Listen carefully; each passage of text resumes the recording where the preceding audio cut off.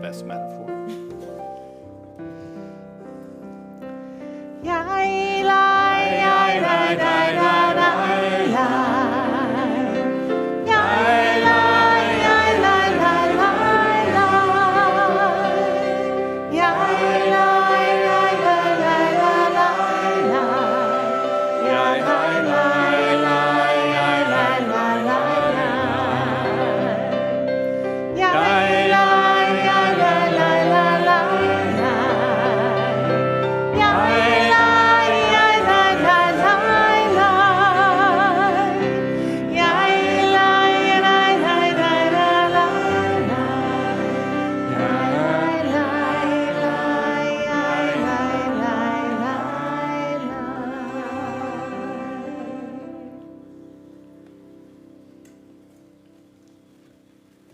Good evening and Shana Tova. Shana Tova. It's so good to be back together here and to be together with all of you who've joined us online. And if this is your first time celebrating the high holidays with Beth Am, I'm thrilled to welcome you to our congregation. My name's Rabbi Jeremy Morrison, and I'm joined today, this evening, and throughout this whole next 24 hours by my colleagues, Rabbi Sarah Weissman, Rabbi Jonathan Prosnit, Cantor Jamie Spall, and Rabbi Heath Wademaker. The next 24 hours promises to be arduous, but ultimately it will be a joyful and uplifting experience. But we've got some heavy labor to do together, some serious lifting. But what's going to make all of this easier as we move towards tomorrow evening is that we get to do it together. We get to do it with colleagues.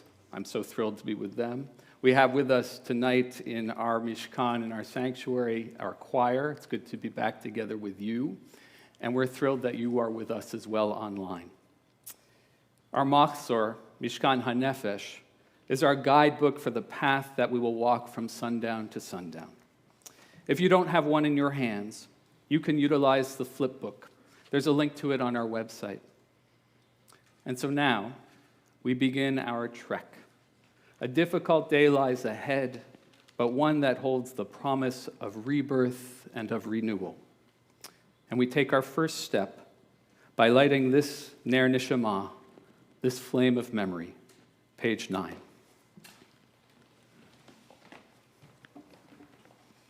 Baruch atah Adonai, notea betochenu chaye olam. You are blessed, Eternal One, who places within us life everlasting. And it's a pleasure to invite forward Jeff and Lynn McGill to light these lights.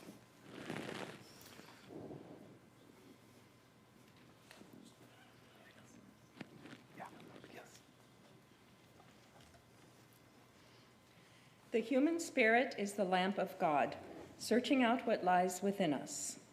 Guided by the flame of conscience, On this sacred night, we search for truth. Shine your light upon us as we strive to serve you. May we find safety in your faithful love. We light the flame of healing and forgiveness. On this atonement night, we give thanks for love.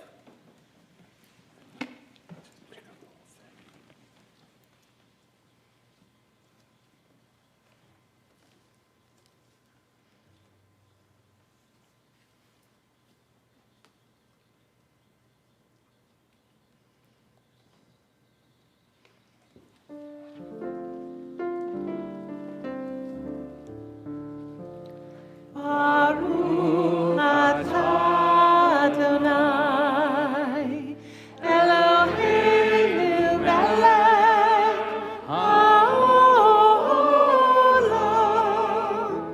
asher kishanu b'mitzvotav, v'tzivanu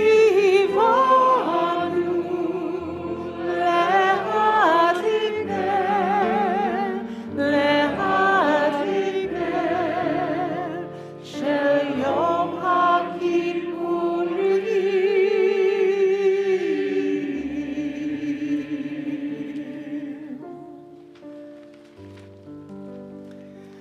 ברוך אתה אדוני אלוהינו מלך העולם שהחיינו וקיימנו והגיענו לזמן הזה. אמן.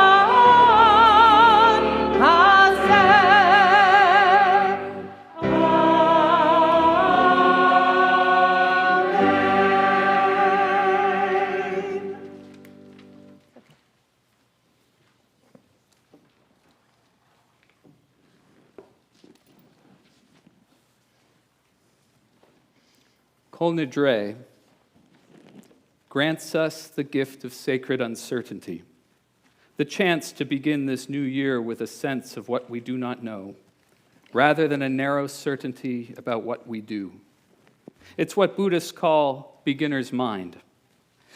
What if every time I was ready to proclaim some self-evident truth, I allowed Kol Nidre to whisper in my ear, "Says who?" We begin this evening, Kol Nidre, with Max Brooks' well-known setting, performed by Donna Rudin and Russell Norman. As you listen, you will see that we have continued in a virtual way our cherished tradition of honoring our past presidents. I also invite you, as you are listening, to utilize the readings on pages 10 through 13 as sources for reflection.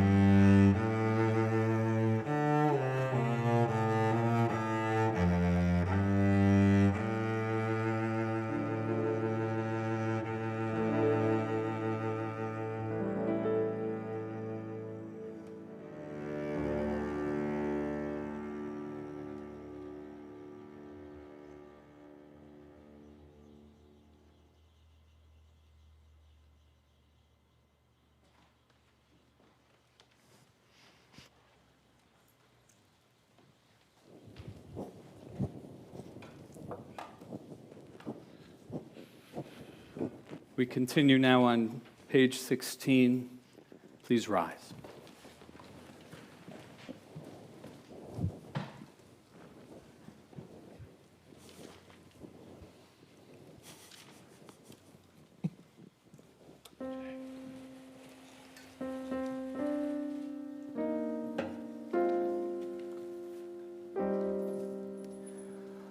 Or zaru ala tzadik, uleishrei lev simcha.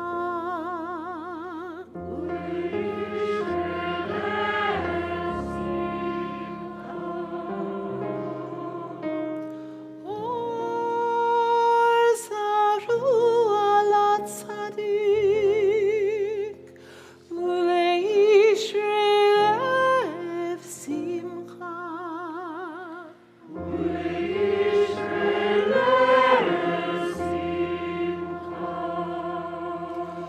Or zaru ala tzadik, uleishrei lev simcha.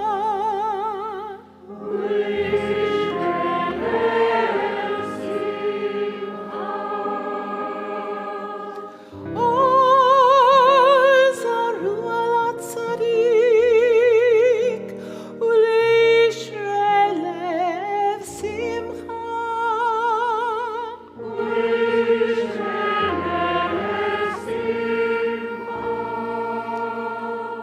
Or zaru ala tzadik, uleishrei lev simcha.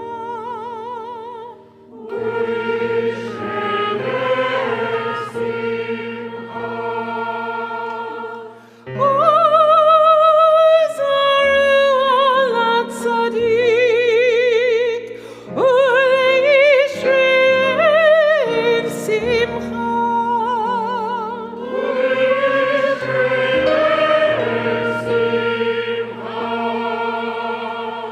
Or zaru ala tzadik, uleishrei lev simcha.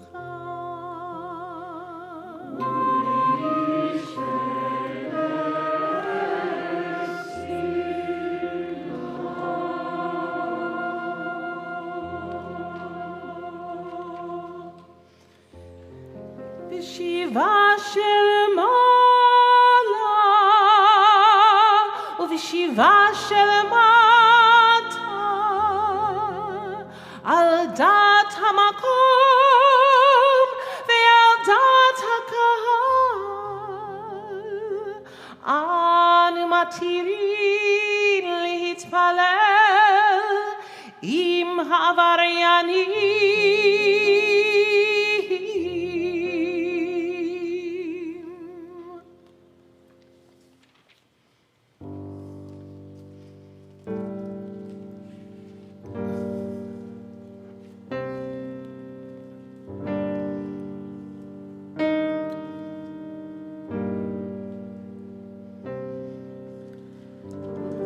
Kol Nidre,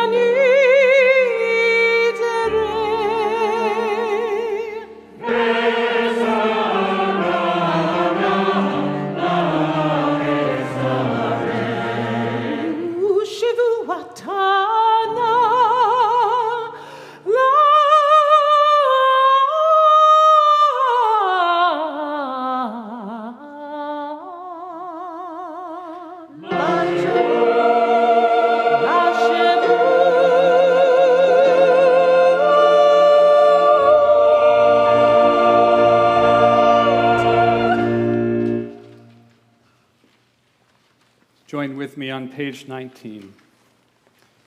Give us the strength to keep our promises, the sacred vows of partners in marriage, the promises of love and care between parents and children, the promises of duty between citizens and country, the oaths of doctors, the sacred trust of teachers.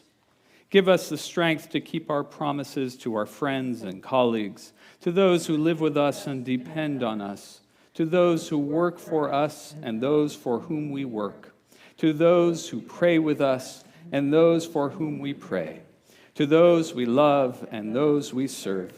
Give us the courage to keep our promises to ourselves, to one another, and to future generations. All shall be forgiven, the entire community of Israel, and the stranger who lives in their midst, for all have gone astray in error. Moses prayed to God, "As you have been faithful to this people ever since Egypt, please forgive their failings now, in keeping with your boundless love." And God responded, "I forgive as you have asked."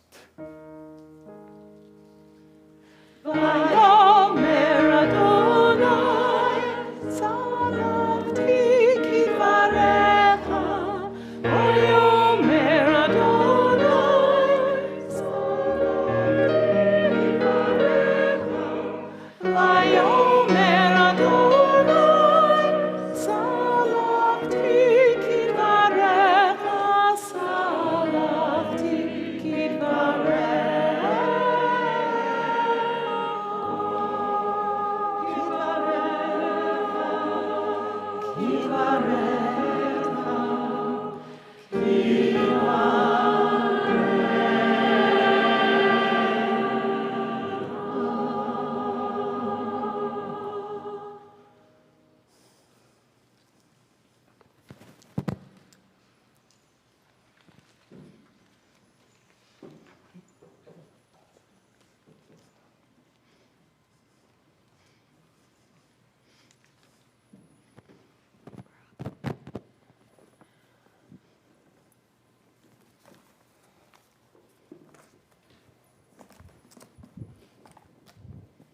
We continue on page 22.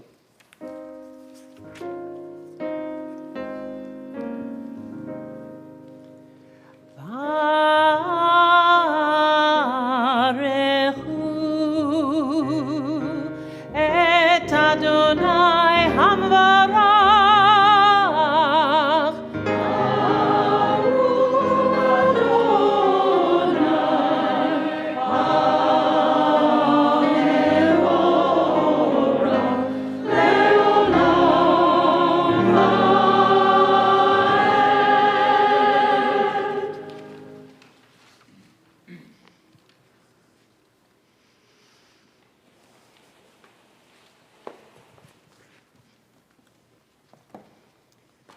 Please join with me on page 26.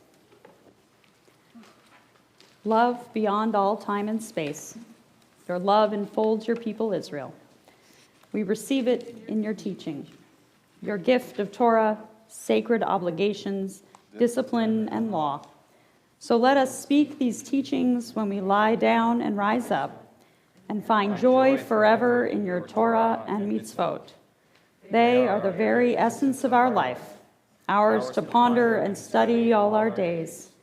May we never lose or be unworthy of your love. Baruch atah Adonai, ohev amo Yisrael.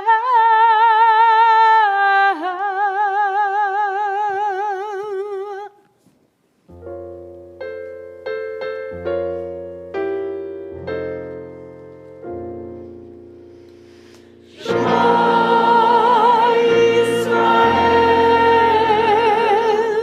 Adonai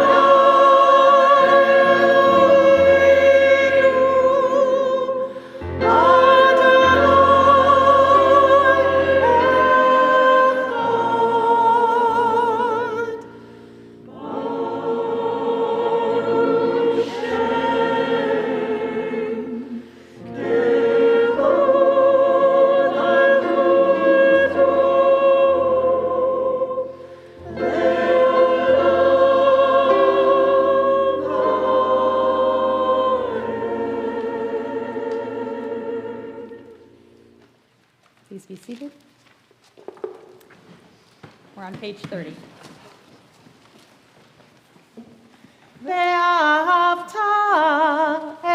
את אדוני אלוהיך בכל לבבך ובכל נפשך ובכל מאודיך והיו הדברים האלה אשר אנוכי מצווך היום על לבביך ושיננתם לבניך ודיברת בם בשבתך בביתך ובלכתך בדרך ובשוכבך ובקומך וקשרתם לאות על ידך והיו לטוטפות בין עיניך וכתבתם על מזוזות ביתך ובישעריך למען תזכרו ועשיתם את כל מצוותיי והייתם קדושים לאלוהיכם אני אדוני אלוהיכם אשר הוצאתי אתכם מארץ מצרים להיות לכם לאלוהים אני אדוני אלוהיכם אדוני אלוהיכם באמת. Please turn to page 40.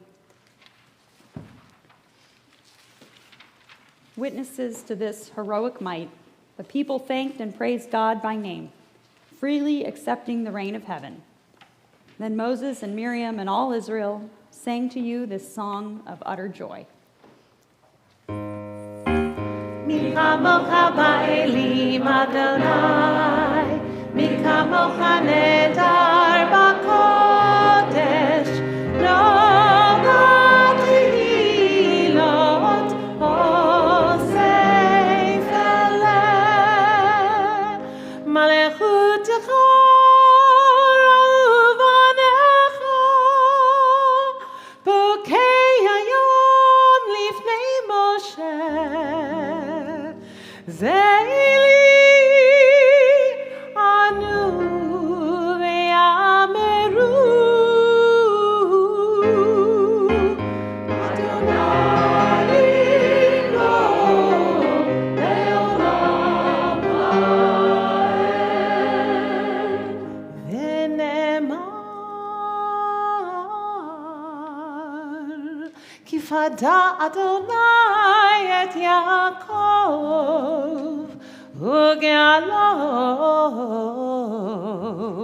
מיד חזק ממנו ברוך אתה אדוני גל ישראל.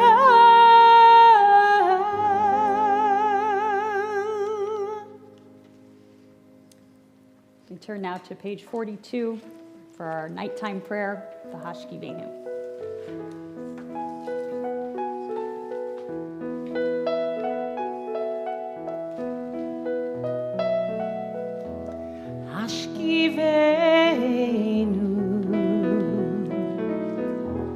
השכיבנו אדוני אלוהינו לשלום לשלום השכיבנו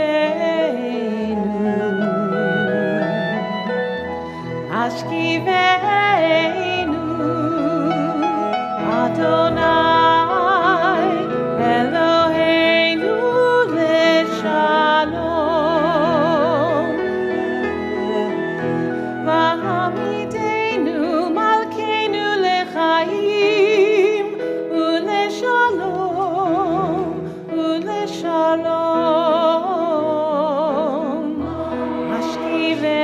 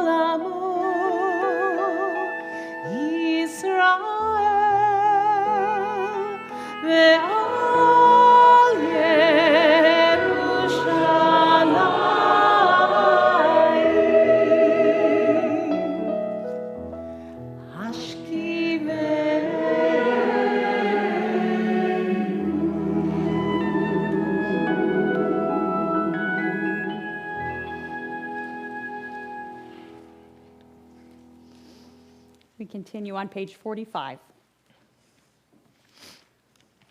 For on this day atonement shall be made for you, to purify you from all your wrongs, and pure you shall be in the presence of Adonai. כי ביום הזה יכפר עליכם לטהר אתכם מכל חטאותיכם לפני אדוני תתהרו.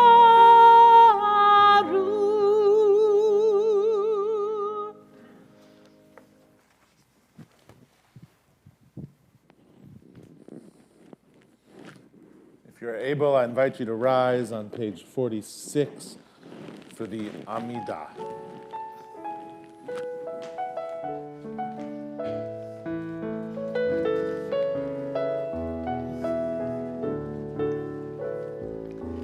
Ya la la la la, ya la la la la, ya la la la la, ya la la la la, ya la la la la, ya la la la la, ya la la la la, ya la la la la. Adonai sifatai tiftach ufi yagid tilatecha. Adonai, open up my lips that my mouth may declare your praise.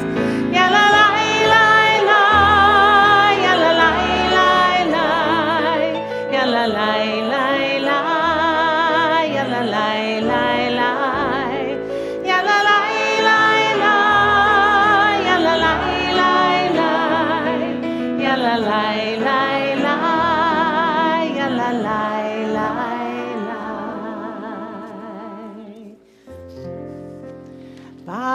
Baruch atah Adonai Eloheinu v'Elohei Avoteinu v'Imotenu Elohei Avraham Elohei Yitzchak v'Elohei Yaakov Elohei Sarah Elohei Rivka Elohei Rachel Elohei Leah Ha'el HaGadol HaGibor v'Hanora El Elyon Gomel Chasadim Tovim V'Konei HaKol V'Zocher Hastervot v'Imahot U'Mevi Geula Livnei Bneihem Leman Shemo Te'avah.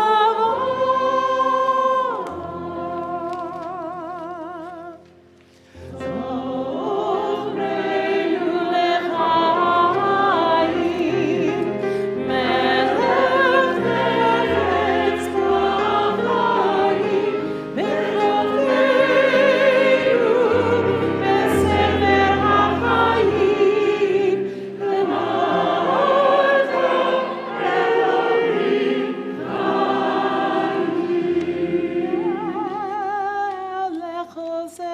לחוזר ומושיע ומגן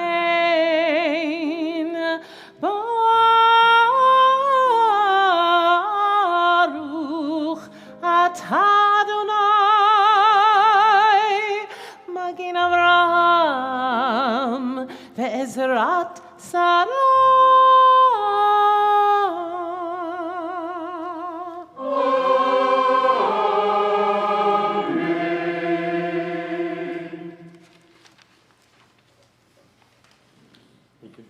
silently in the prayer book or in our own thoughts until page 81. When you're done with your personal prayer, I invite you to be seated.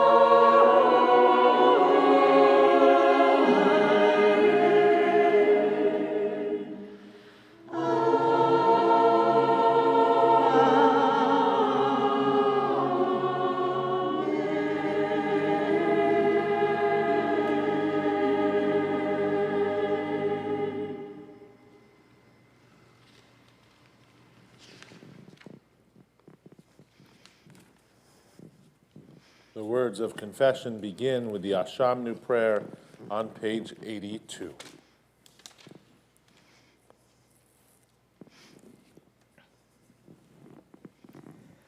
Ay da da da da da da da da da da da da da Ashamenu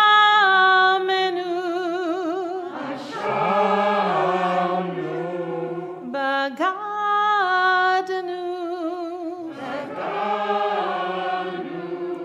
Gazalenu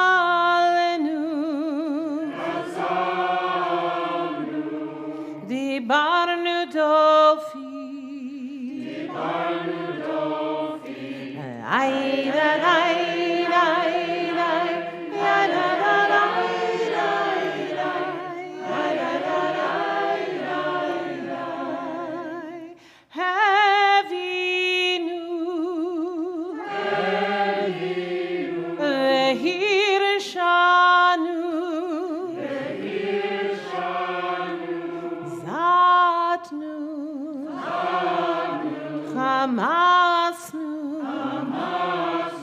Tafalnu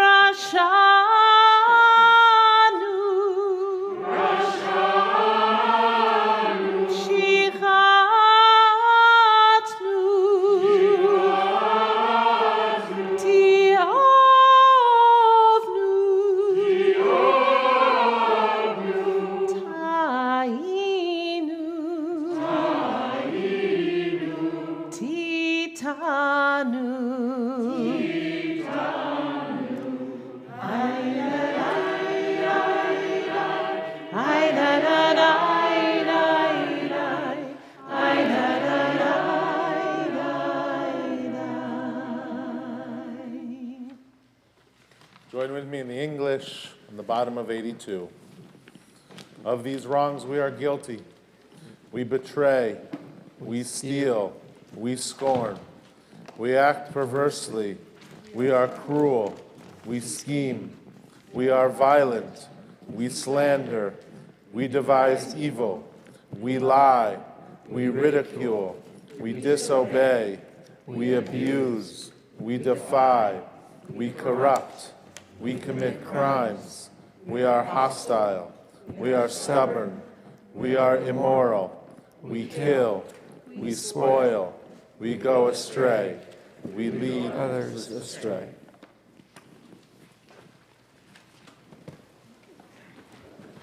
On page 86, the Vidui Rabbah, the long confession. Al chet shehatanu lefanecha bizadon uvishgaga, ve'al chet shehatanu lefanecha bidu abort pay. Join us in the English. The ways we have wronged you deliberately and by mistake, and harm we have caused in your world through the words of our mouths. Al chet shechatanu lefanecha beimutz halev, ve'al chet shechatanu lefanecha betifshut peh. The ways we have wronged you by hardening our hearts, and harm we have caused in your world through careless speech. Al chet shehatanu lefanecha bechachash uvchazav, ve'al chet shehatanu lefanecha birchilut. The ways we have wronged you through lies and deceit, and harm we have caused in your world through gossip and rumor. Al chet shechatanu lefanecha biflilut, ve'al chet shechatanu lefanecha bezilzul horim umorim. The ways we have wronged you by judging others unfairly, and harm we have caused in your world through disrespect to parents and teachers. Al chet shehatanu lefanecha bevidui peh, ve'al chet shehatanu lefanecha behona'at re'ah. The ways we have wronged you through insincere apologies, and harm we have caused in your world by mistreating a friend or neighbor. Al chet shechatanu lefanecha bechozek yad, ve'al chet shechatanu lefanecha b'masa uv'matan. The ways we have wronged you through violence and abuse, and harm we have caused in your world through dishonesty in business.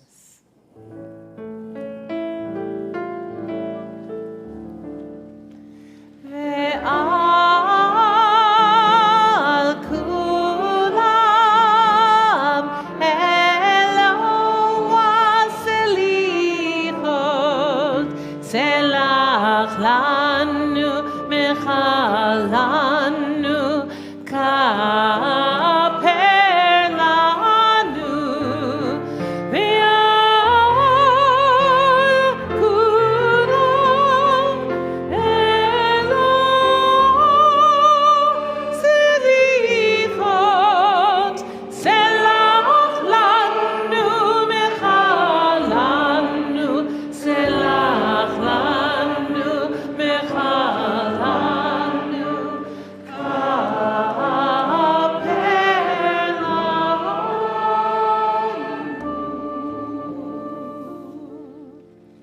all these failures of judgment will, God of forgiveness, forgive us, pardon us, lead us to atonement.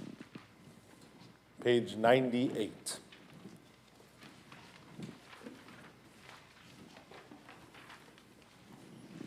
Hear our call, Adonai our God. Show us compassion. Accept our prayer with love and goodwill.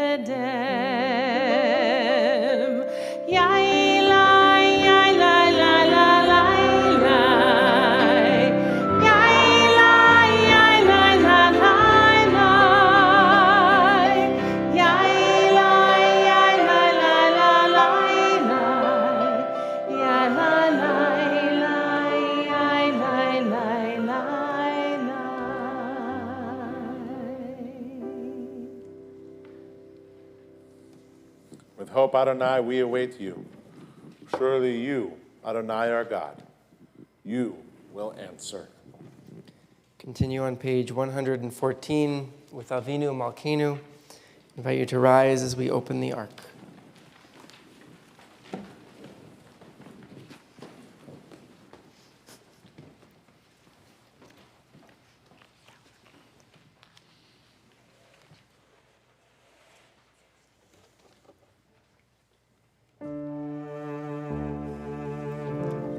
Avinu Malkeinu, Shema Koleinu,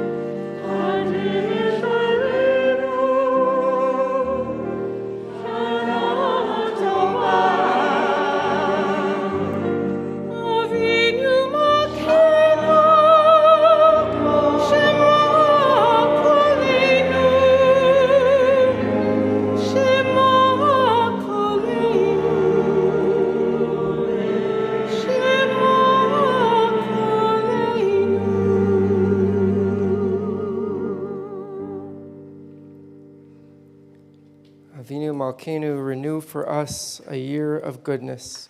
We'll read together at the bottom of page 115. Avinu Malkeinu, almighty and merciful, answer us with grace, for our deeds are wanting. Save us through acts of justice and love.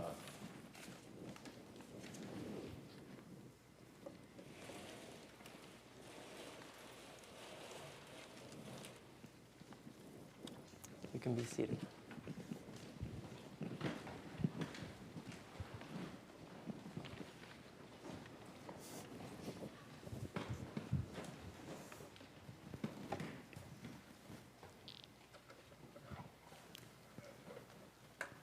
On June 15, 1955, a black woman named Lucille Times was driving to the dry cleaner in Montgomery, Alabama.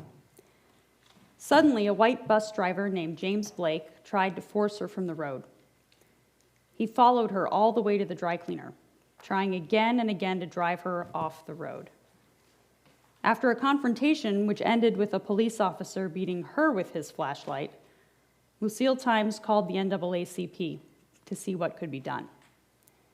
She suggested a bus boycott, but the leadership said they needed more time to prepare for such an action. So Lucille and her husband organized their own boycott, driving to bus stops and offering rides to black passengers. 6 months later, Rosa Parks defied the very same bus driver, and the Reverend Martin Luther King Jr. announced a citywide bus boycott, a seminal moment in the civil rights movement. Lucille Times died last month at the age of 100. Aruka Juma, the last surviving male of his Amazon tribe, also called the Juma, died in Brazil last February. Ted Lumpkin Jr., one of the last of the original Tuskegee Airmen, died in December, just days before his 101st birthday. General Suhaila Siddiq was a renowned surgeon and the first woman to hold the rank of lieutenant general in Afghanistan.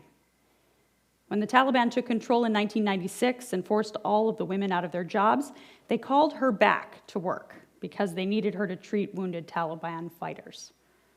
She was a feminist icon, one of the few women who dared to walk the streets of Kabul without a face covering. She defied the Taliban by training female medical students whose studies had been interrupted by the takeover, refusing to stop even when the Taliban pressured her. She died last December. We also lost Charlie Pride, the first black member of the Country Music Hall of Fame, Joe Long, the bassist for the Four Seasons, and John Davis, one of the real voices behind the lip-syncing duo Milli Vanilli. Lillian Blancas, a widely respected lawyer in El Paso, died at age 47, 5 days before her runoff election for municipal judge. She won anyway. And Honesty Hodges, who was handcuffed by the police outside her home in Grand Rapids, Michigan at age 11, an incident that drew outrage across the country, died last November. She was 14. Lucille Times, Aruka Juma, Ted Lumpkin Jr., General Suhaila Siddiq, Charlie Pride, Joe Long, John Davis, Lillian Blancas, and Honesty Hodges all died from COVID-19. I could go on, but this year there are just too many obituaries to choose from. 4.5 million people have died from this virus so far, 650,000 in this country alone. And those are just the ones we know about. The enormity of the loss is difficult to grasp. In some ways, it's not even the most profound loss we've experienced. 650,000 Americans have died, but for some of us, just one irreplaceable mother or father, one spouse or sibling, child or dear friend. And in that one life, a whole world has been taken from us. Even if our loved ones didn't die from the virus, their death this year was even more terrible. They died alone in a hospital where visitors weren't allowed. They died across the country where relatives couldn't say goodbye. They left survivors who were suddenly and totally alone, without the comfort of community to embrace them. These things happened all over the world and in this very congregation. And so many of us felt powerless in the wake of such suffering. Those of us who were lucky enough to escape a loss like this are counting our blessings, knowing that it could easily have been otherwise. But if you're one of the lucky ones, and you're still feeling an overwhelming sense of grief, you're not alone. For there's a whole host of other losses we've had to contend with. We've lost jobs, education, and recreation. Our children and their parents have had to endure distance learning. Our relationships have suffered, either from not enough time together or too much time together. The very routines and rhythms of our lives have been upended. And perhaps above all, we've lost our sense of security and safety. We are now regularly, often deeply afraid to go about the daily tasks of living. The very air we breathe is a potential threat. And the hope that we would all go back to our normal lives once the vaccine was available has all but vanished into that potentially COVID-filled air. Enough already, you might be thinking. Tell me something I don't know. This litany of loss is so familiar to us. After all, we've been living with it for a year and a half. And there is certainly something to be said for not dwelling on the pandemic, for focusing on other things, for moving on with our lives as best we can. But it seems to me that on this day of days, it is no time for ignoring or avoiding the truth of our lives or our mortality. On Yom Kippur, we bare our souls, facing our anger and fear and grief in the hope that we can transform them and transform ourselves into something new. That is our task every year. But this year, the pandemic has shaped our lives so profoundly that I don't think we can do the work of atonement or renewal without contending with it. What are we to do in the face of all this loss? This isn't the first time the Jewish people have had to answer this question. Indeed, we've survived a long list of crises and tragedies. But tonight I want to focus on one particular moment in our history, a moment I think can teach us important lessons about how to face our current circumstances. Almost 2,000 years ago, in the year 70 of the Common Era, the temple in Jerusalem was burned to the ground by the mighty Roman army. It had been destroyed before, 600 years earlier, when the Babylonians conquered the land of Israel. But that time, the temple was rebuilt. This time, the temple was gone for good. The center of Jewish communal and religious life for the past 1,000 years, God's very own house, was up in smoke. Thousands of Jews were killed, enslaved, or exiled. Worst of all, in the Jewish people's view, the Shekhinah, God's very presence, had also fled the scene. In a striking midrash after the destruction of the temple, God summons the angels and asks them, when a human king has a child who dies and he mourns for him, what does he do? The angels answer, he sits and weeps. And God says, I shall do so as well. Even God doesn't know what to do in the face of such loss and has to ask the angels for help. And the angels tell God, just sit and cry. That is all there is to be done. The angels are right. When everything is destroyed, sometimes tears are all we have left. The Talmud teaches, since the day the temple was destroyed, the gates of prayer were locked, and prayer is not accepted as it once was. But the gates of tears were not locked. Though the usual avenues of connection between God and the Jewish people had been cut off, the gates of tears, through which both the Jewish people and God passed through, remained open. The Jewish people kept that gate open by instituting the annual fast of Tisha B'Av, a day of mourning for the destruction of the temples and other calamities that have befallen us. 2,000 years later, Jews still observe Tisha B'Av as a day of mourning, by fasting, singing laments, and crying. There's a famous story about Tisha B'Av that goes something like this. One day, Napoleon was strolling through a neighborhood on Erev Tisha B'Av and passed a synagogue. He looked through the window and saw people sitting on the floor in the dark, wailing and lamenting. So he asked one of his officers what was going on. "Those are Jews," he answered. "They're mourning the loss of their temple." Napoleon says, "What? I didn't hear anything about a temple being destroyed. When did that happen?" And the officer replied, "It happened 1,700 years ago." And Napoleon said, "This is a people who will live to see their temple rebuilt." While it may seem strange to mourn a nearly 2,000-year-old loss, Tisha B'Av holds the very keys to our survival. As Rabbi Tali Adler writes, Tisha B'Av, in its best form, is a day when we do not need to be afraid of tears. It is a day when parents teach their children how to cry, how to expose and embrace their pain. On Tisha B'Av, a day of communal mourning, we cry openly because we believe that in the face of a world filled with pain, knowledge of how to cry, the Torah of tears, is a gift that human beings need to survive. The gates of tears are still open, and not just on Tisha B'Av. Plenty of us have gone through those gates during this past year and a half. We cried when our loved ones got sick, when our simchas got canceled, when the sheer exhaustion of taking care of small children while working from home just got to be too much for us. We cried as we spent holidays alone or apart from the ones we love. We cried out of fear, frustration, loneliness, despair. It can be disconcerting for those who aren't used to being criers now finding themselves regularly in tears, but it's actually a healthy response to what we're going through. When we cry, we're accepting the loss, feeling the pain, giving voice to it. Tears are honest, unless you happen to be a very talented actor.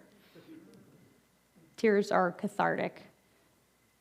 And tears connect us, for when we see others cry, we see and share their pain.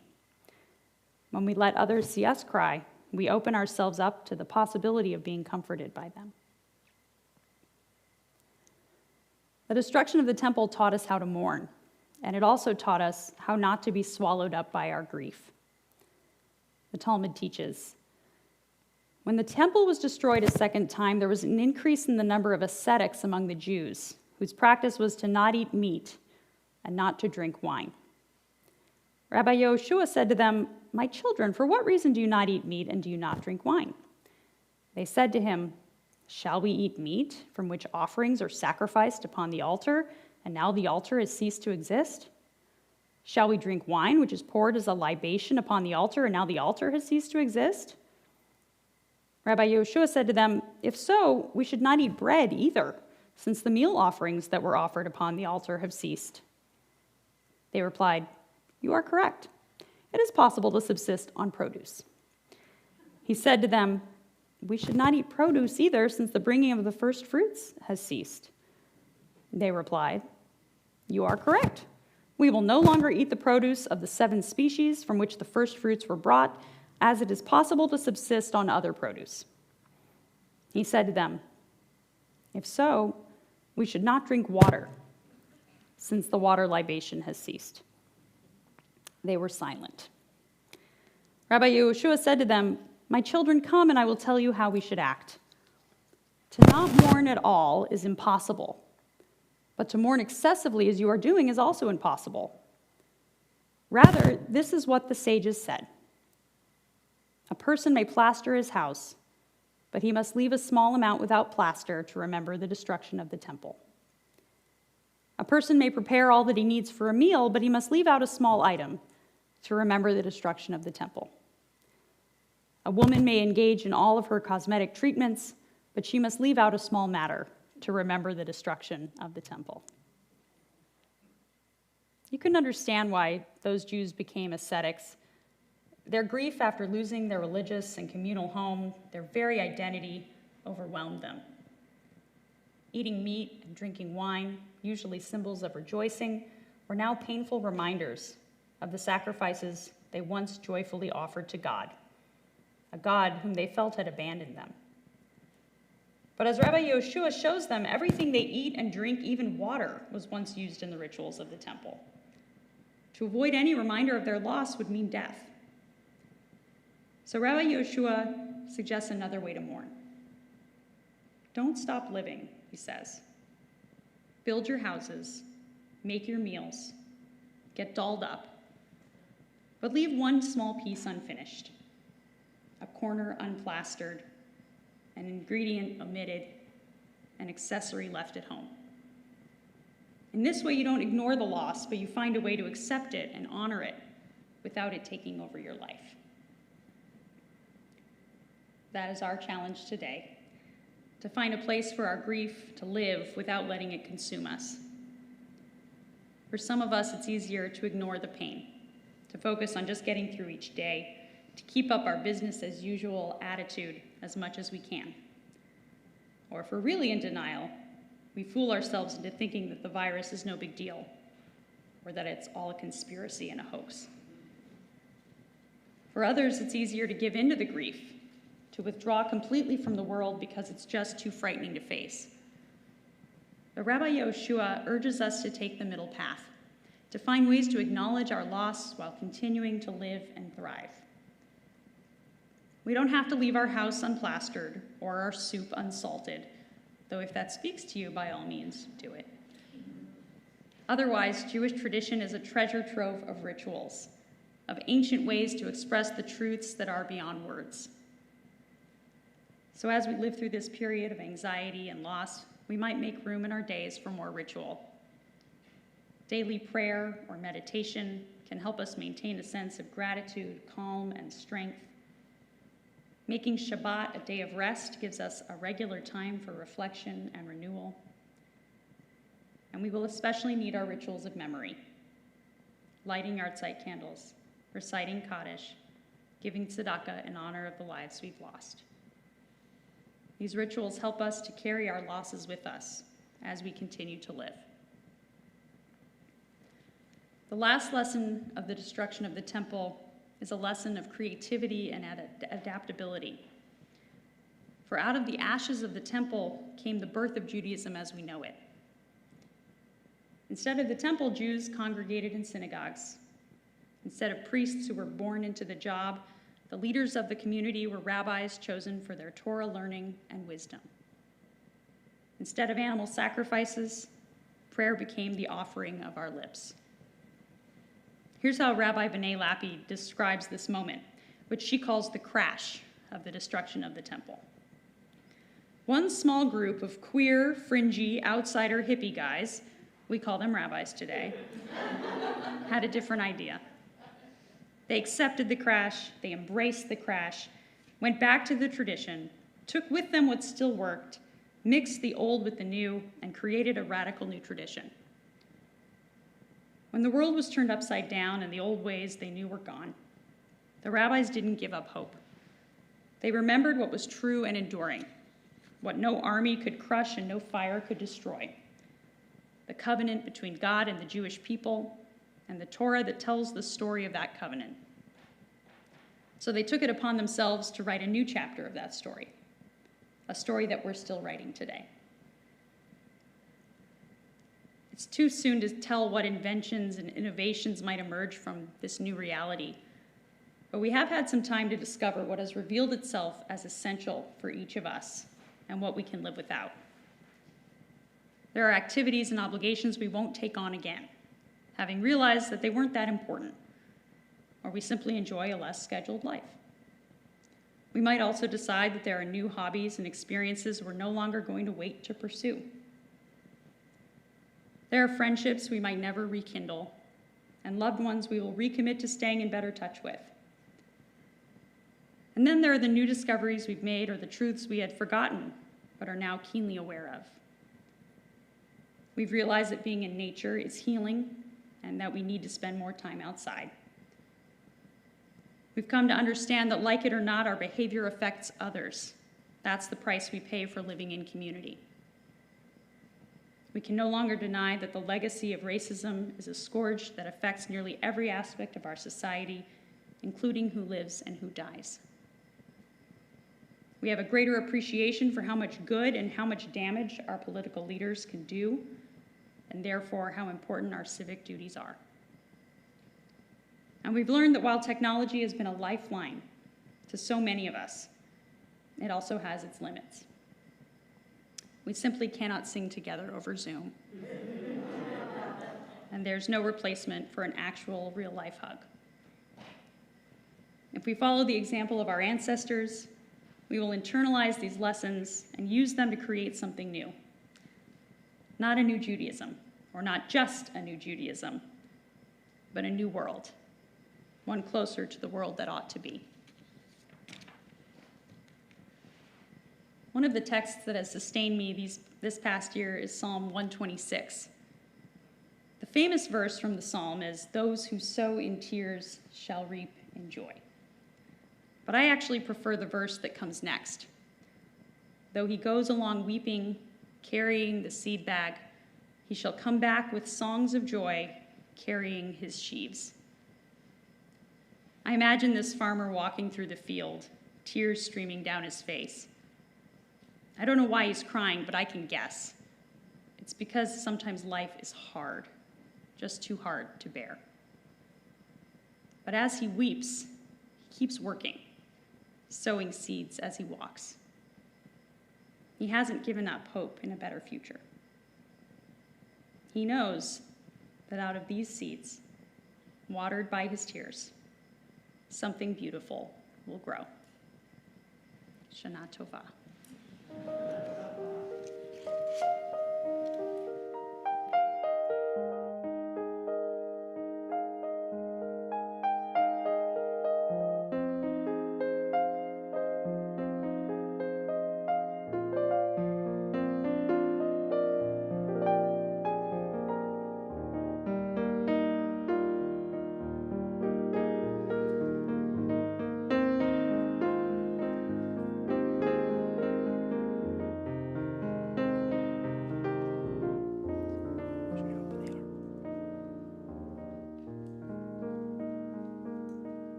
Please rise as we turn to Aleinu L'Shabeach on page 116.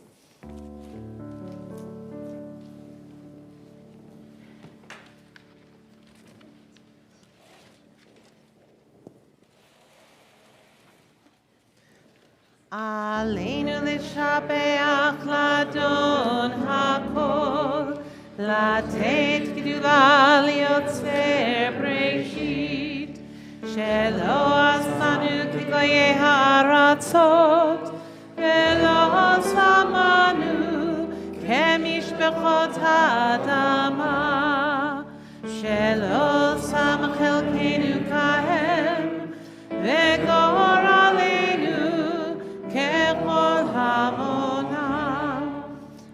ואנחנו קוראים ומשתחווים ומודים לפני מלך מלכי המלכים הקדוש ברוך הוא. Page 118.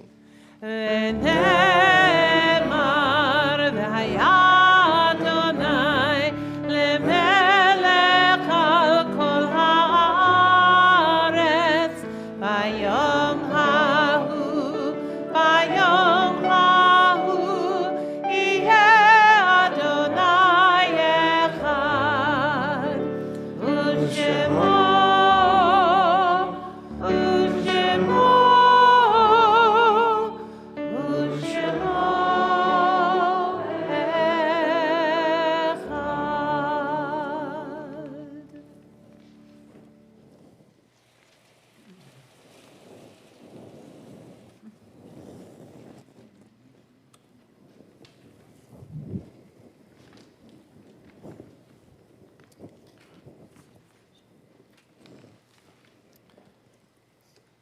We stand as one on this night of remembrance, united in grief, united in loss, united in the power of a promise. God has made us, God will sustain us. We give praise to this life and rise up together to renew our strength. Our thoughts turn to loved ones whom death has taken from us in recent days and those who died at this season in years past. Our hearts open as well to the wider circles of loss in our community and wherever grief touches the human family. Zichronam livracha. May their memories be a blessing in this new year and always. I invite you, if you're thinking of someone tonight, as we turn to Mourner's Kaddish on page 122, to share the names of those loved ones you're thinking of. Mary Gay. Salt Wasserman.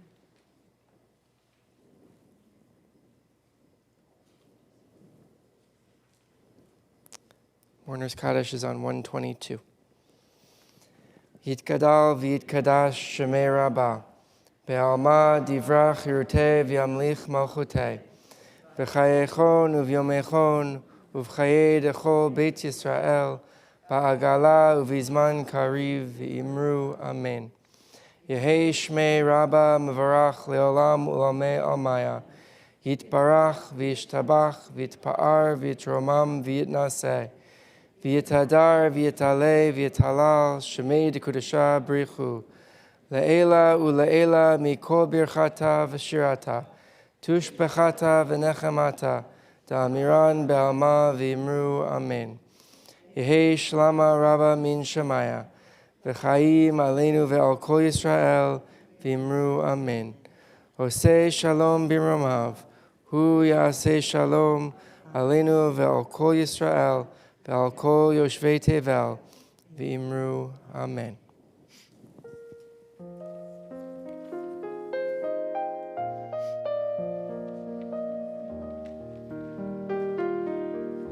Page 123. Those who sow in tears will reap in joy. Will reap in joy. Those who sow in tears will reap in joy.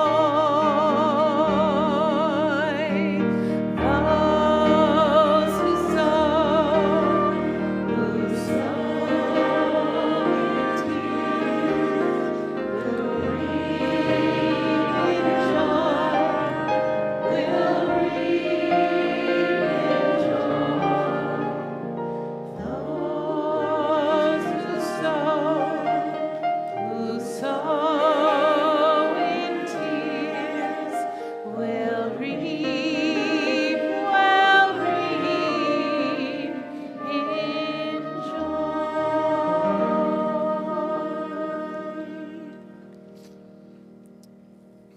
You can be seated. A couple of announcements. As you may already know, Betham's September Tzedakah Box supports our local organization, the CSA Community Services Agency, a Mountain View nonprofit organization whose mission is to be the safety net for the most vulnerable members of our community. CSA offers services to individuals and families on low or fixed incomes, to those who are homeless, and to seniors who are 60 and older. CSA's goal is to provide the basic necessities of life to those in need, including assistance with homeless prevention, food and health checks for the elderly. And they've been providing vital social services for residents of Mountain View, Los Altos, and Los Altos Hills since 1957. You can learn more and donate at the link at the bottom of the screen. Also a reminder that our high school youth group, Batty, is also collecting canned food as part of the Jewish Family and Children's Services annual food drive.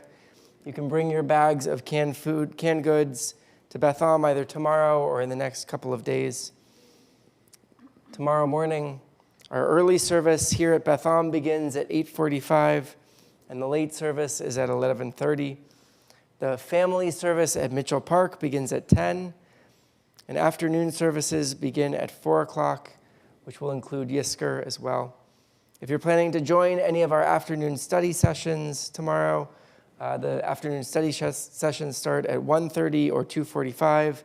If you're planning to join those by Zoom and you're going to be on campus, please make sure to bring a phone or a laptop with you to Beth Am. There will also be some in-person offerings at Beth Am as well tomorrow. Our service concludes on page 127.